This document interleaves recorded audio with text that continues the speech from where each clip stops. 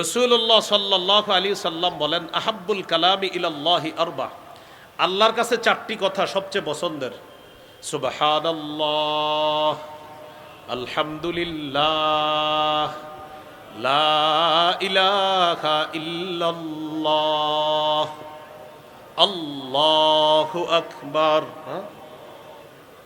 বেশি বেশি কি করা? জিকির করা। রমজান মাসে বেশি বেশি জিকির করব।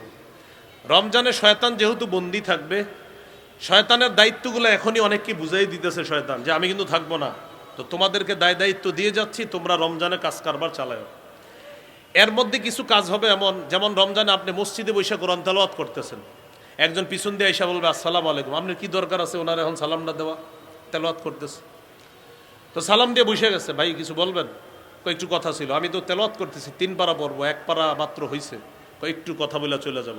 ঠিক আছে, 1 পারা পড়ে রাখলেন, বাকি আছে কয় পারা? এখন উনি বলতেছে যে ভাই একটু কথা আছে, তখন আপনি বুদ্ধি করে বলবেন সুবহানাল্লাহ পড়েন। কি পড়েন? 100 বার সুবহানাল্লাহ পড়েন।